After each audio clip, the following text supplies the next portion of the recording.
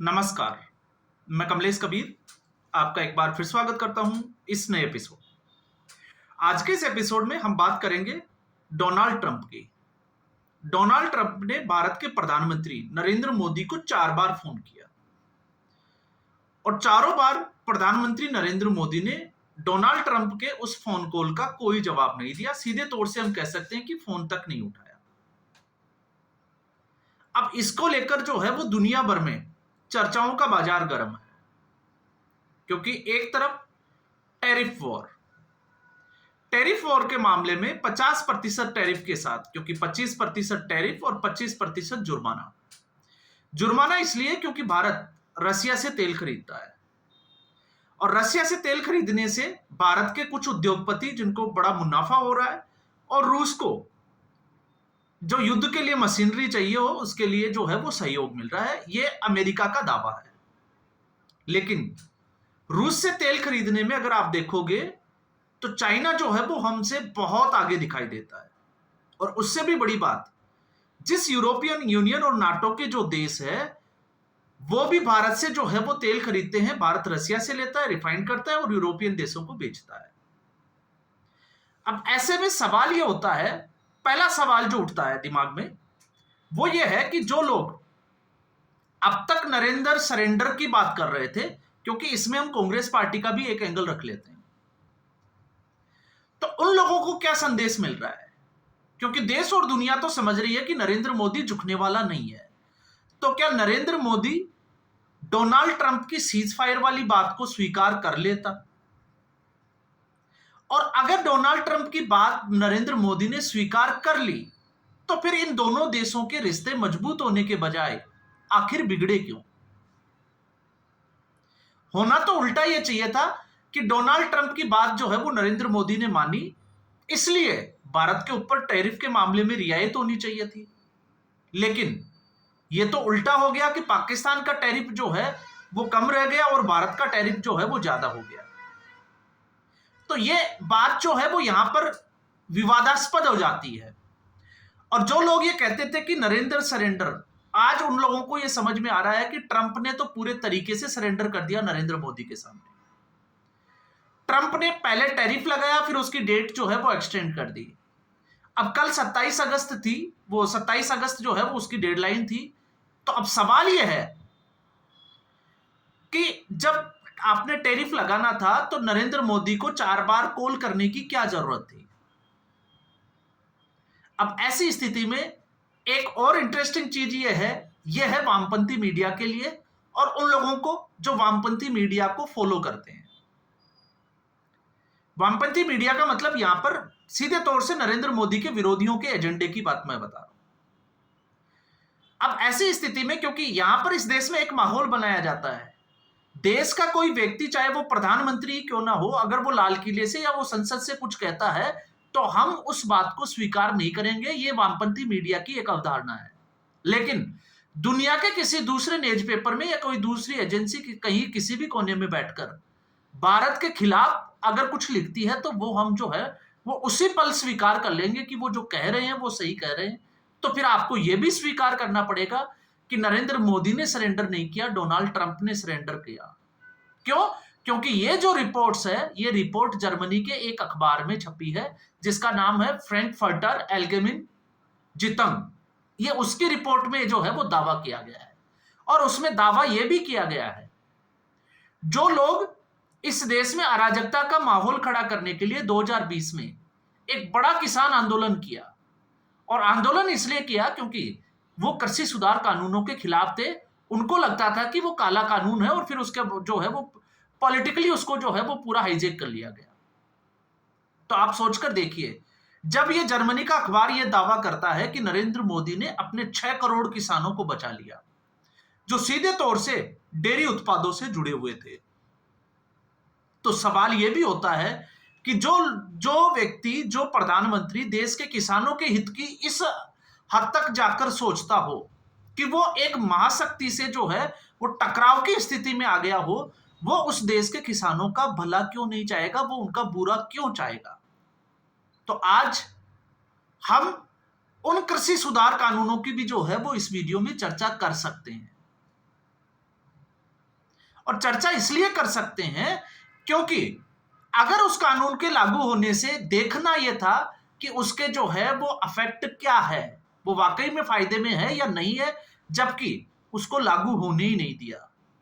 तो कहीं ऐसा तो नहीं है कि राजनीतिक हाईजैक की वजह से या कुछ और कारणों की वजह से किसानों ने अपना नुकसान करा लिया हो? यह भी जो है वो अपने आप में एक बड़ा सवाल है, क्योंकि अमेरिका इस वक्त जो है वो डेयरी सेक्टर में सीधे तौर पर भारत में जो है वो अपना निवेश चाहता था, अपना बाजार देख रहा था। लेकिन भारत में, क्योंकि अमेरिका और भारत में अगर आप किसानों के हैसियत से अगर फर्क देखते हो तो वहां के किसान जो है वो रईस है, बहुत बड़े किसान है जिनके पास में जमीनें बहुत है, लेकिन भारत में छोटे किसान है। और अगर अमेरिका एंटर कर जाता है तो फिर ये अपना सामान जो है वो किस बाजार में बेचेंगे? तो इससे जो है वो लाल किले से प्रधानमंत्री नरेंद्र मोदी ने पहले ही कह दिया था। दूसरा, नरेंद्र मोदी के लिए इस वक्त अगर आप देखोगे तो कूटनीति के बजाय राष्ट्रहित को जो है वो प्रेफरेंस देना, और कैसे देना, क्योंकि अगर हम बात करें इसके अलावा, क्योंकि भारत जो है वो ब्राजील से सोया ऑयल खरीदता था, ब्राजील जो इस वक्त भारत के साथ खड़ा है, और उसका जो राष्ट्राध्यक्ष लूला जो है वो ये कहता है कि वो ट्रंप का कॉल रिसीव नहीं करेंगे, वो नरेंद्र मोदी से बातचीत करना पसंद करेंगे। इसके बावजूद नरेंद्र मोदी ने सोया ऑयल जो कि $15 से $20 प्रति बैरल जो है वो चाइना से सस्ता मिल रहा है, तो भारत ने चाइना से खरीदना जो है वो ज्यादा सही समझा, क्योंकि उससे भारत का फायदा ज्यादा है। तो यहां पर डोनाल्ड ट्रंप एक्सपोज हुए, और जब हम, क्योंकि इस देश की एक मानसिकता है, और यह मानसिकता जो है वो अभी से नहीं है, अगर हम बात करें कांग्रेस पार्टी के समय से नहीं है। अगर आप पैसे से शिक्षक है या इस व्यवसाय से जुड़े हुए हैं तो आपको शायद अच्छे से पता होगा, क्योंकि अंग्रेजों ने भारत की जो शिक्षा नीति थी उसको किस तरीके से ब्रेक करने का काम किया। कैसे? आज थ्योरी ऑफ, अगर हम इवोल्यूशन की बात करते हैं तो इसका क्रेडिट पूरा जो है वो डार्विन को देते हैं। डार्विन हमें बताता है कि जीव की उत्पत्ति कैसे हुई। तो जीव की उत्पत्ति कैसे हुई? सबसे पहले लाइफ ने एग्जिस्ट किया वाटर में, और फिर उसके बाद में एक के बाद जो है वो एक अवधारणा है पूरी दुनिया के सामने रखता है, और जब डार्विन का नाम लिया जाता है तो हम लोग जो है वो उस सेमिनार में, उस लेक्चर में जो है वो बैठकर तालियां बजाते हैं। जबकि हजारों साल पहले जो हमारे ग्रंथ लिखे गए थे उसमें सीधे तौर से जो है वो भगवान के 10 अवतारों की जो है वो व्याख्या की गई है, और उसमें अगर आप देखोगे तो पहला अवतार मत्स्य अवतार, उसके बाद कच्छप, वामन, आप एक के बाद एक जो है, और आप उसको डार्विन की थ्योरी के साथ मैच करके देखिए तो चुराया किसने? डार्विन ने या फिर हमारे ग्रंथों ने? तो पहले कौन आया? ग्रंथ। और वैसे भी भारत एक समय में सोने की चिड़िया होती थी। चाणक्य जब भारत का प्रधानमंत्री हुआ करता था, उस वक्त विश्व की इकोनॉमी में भारत 35% की अपनी हिस्सेदारी रखता था, और उस वक्त की टॉप यूनिवर्सिटीज दुनिया की तक्षशिला और नालंदा, उसके लिटरेचर को जला दिया गया, नष्ट कर दिया गया, या तो फिर अंग्रेज अपने साथ ले गए। और आज हमारी मानसिकता कैसी हो गई कि यूरोपियन कंट्रीज से अगर कोई साइंटिस्ट या कोई भी बात रखता है तो हम उसको तुरंत स्वीकार कर लेते हैं। दूसरा एग्जांपल मैं दूं, एटम। एटम की जो खोज है वो किसने की? जॉन डाल्टन ने। यह हमें पढ़ाया जाता है केमिस्ट्री की बुक्स में, लेकिन आप महर्षि कणाद के योगदान को नहीं भूल सकते, क्योंकि कण की जो व्याख्या और परमाणु, महर्षि कणाद ने उस एरा में बोल दिया था जब साइंस डेवलप भी नहीं हुई थी। एक तरीके से हम कह सकते हैं कि उस वक्त जब स्पिरिचुअलिटी जो है वो अपने चरम पे थी, साइंस जो है वो इतना आगे ही नहीं बढ़ पाई थी। तो महर्षि कणाद ने पहले ही थ्योरी दे दी थी कि सबसे छोटा अणु जो है वो परमाणु होता है, और अणुओं का जो संगठन होता है जिससे मिलकर जो है वो कण और एक मैटर पदार्थ की जो है वो व्याख्या की थी। लेकिन हम क्रेडिट देते हैं जॉन डाल्टन को, और फिर उसके बाद में केपलर हमें समझाता है सोलर सिस्टम के बारे में, कि सन के चारों तरफ जो है वो जुपिटर हो, मार्स हो, अर्थ हो, या इस तरीके के ग्रह जो है वो अपनी ऑर्बिट में चक्कर लगाते हैं। और कितने ग्रह होते हैं? 9 ग्रह होते हैं। हालांकि प्लूटो को अब इसमें जो है वो बाहर कर दिया गया है। तो फिर आज से पहले, हजारों साल पहले हमारे वेदों में, या किसी के घर पे अगर कोई पंडित आते हैं जिनका इससे कोई दूर दूर तक वास्ता नहीं है, वो हमें बताते हैं नवग्रह शांत हो इसकी पूजा करते हैं। तो आप सोचिए कि आखिर आज हमारी इस मानसिकता के लिए जिम्मेदार कौन है।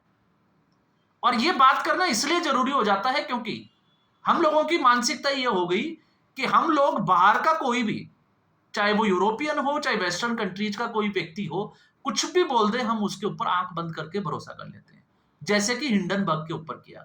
तो आज हिंडनबर्ग गायब कैसे हो गया, शटर डाउन करके भागा क्यों? जब अगर वो इतनी अच्छी संस्था थी तो भागी क्यों? आप सोचकर देखिए। और अगर वो भागी तो क्या फिर वो अडानी के खिलाफ एक पूरी साजिश नहीं थी कि किस तरीके से 2 साल पहले 2022 तक ये अनुमान लगाया जा रहा था कि 2024 तक अडानी जो है वो दुनिया के सबसे रईस व्यक्ति बन जाएंगे। और उससे पहले एक लॉबिंग की जाती है, जैसे जैकमा के खिलाफ की गई वैसे ही अडानी के खिलाफ की जाती है। तो ऐसी स्थिति में अब अमेरिका जो है वो डोनाल्ड ट्रंप के इस दौर में एक, जिसको कहें कि राहुल गांधी और इस वक्त डोनाल्ड ट्रंप की मानसिकता एक जैसी हो गई है। अगर आप आज हमारे देश के संदर्भ में इसको समझते हैं तो दोनों फ्रस्ट्रेशन का शिकार है। एक को नोबेल प्राइज चाहिए, वो अपने आप को बिजनेस दिखाता है जो अमेरिका फर्स्ट की बात करता है, लेकिन दूसरी तरफ यूक्रेन ये कहता है कि इस लड़ाई को रोकना आपके बस की बात नहीं है, भले ही आप अलास्का में 3 घंटे की मीटिंग जो है वो पुतिन के साथ कर ले। और इसको अगर कोई रोक सकता है तो जेलेंस्की को यह लगता है कि प्रधानमंत्री नरेंद्र मोदी या फिर भारत ही इसको रोक सकता है। क्यों रोक सकता है? क्योंकि भारत जो है वो एक रूस के साथ में एक बड़ा व्यापारिक साझेदार है, वहां से ऑयल खरीदता है, रणनीतिक जो है वो साझेदार देश है और बहुत पुराना याराना दोस्ताना है। लेकिन ठीक उसी तरीके के संबंध जो है वो भारत के यूक्रेन के साथ में भी है, क्योंकि यूक्रेन के साथ दबावों की बात कर सकते हैं या दूसरे मोर्चों पर। और आपको पता होगा इस युद्ध में जहां प्रधानमंत्री नरेंद्र मोदी रशिया के राष्ट्रपति पुतिन से बात करते हैं, ठीक उसी तरीके से आपने देखा अभी जेलेंस्की को स्वतंत्रता दिवस की बधाई भी दी और जेलेंस्की ने उसके बाद ट्वीट भी किया और यह भी कहा कि इस वक्त अगर कोई पूरी दुनिया में शांति का पक्षधर है तो उनको एक ही देश दिखाई देता है और वो है भारत। तो भारत यूक्रेन के साथ भी उतना ही रणनीतिक साझेदार है जितना कि रूस रशिया के साथ है, क्योंकि कई हजारों स्टूडेंट जो है वो यूक्रेन में पढ़ाई कर रहे थे। आपको पता ही होगा जब ये युद्ध स्टार्ट हुआ था तो 4 घंटे दोनों देशों की युद्ध को रोककर भारत ने अपने स्टूडेंट्स को वहां से बाहर निकाला था। तो अब तो जेलेंस्की का भरोसा भी जो है वो ट्रंप से टूट रहा है, हम कह सकते हैं। लेकिन सवाल यह है कि अमेरिका जो ये सोच रहा था कि यूक्रेन को दबाव में लेकर या उसको जो है वो फायदा उठाकर इस युद्ध का शायद वो वहां से जो है वो रेयर अर्थ ले सकता था, और रसिया जो है वो लगातार हमला कर रहा है तो उसमें अमेरिका की जो मोनोपोली थी वो काम नहीं कर पाई, उसको उससे कोई फायदा नहीं हुआ। तो आप इसको इस तरीके से भी देख सकते हैं कि अमेरिका की बौखलाहट के कारण क्या है। और भारत जो एक इमर्जिंग इकोनॉमी है तो उससे भी अमेरिका को यह है कि आने वाले समय में भारत भी उसी जगह पर आकर खड़ा हो जाएगा जिस जगह पर जो है वो चाइना खड़ा है। तो कारण जो है आकलन करने के लिए, विश्लेषण करने के लिए हमारे पास बहुत सारे पॉइंट है, लेकिन सोशल मीडिया में ये सारी चीजें जो है वो कहीं ना कहीं आपको मिल जाएगी। तो आज के एपिसोड में बस इतना ही। उम्मीद करूंगा वीडियो एपिसोड आपको पसंद आया होगा। वीडियो को लाइक करें, शेयर करें, चैनल जरूर सब्सक्राइब करें। धन्यवाद।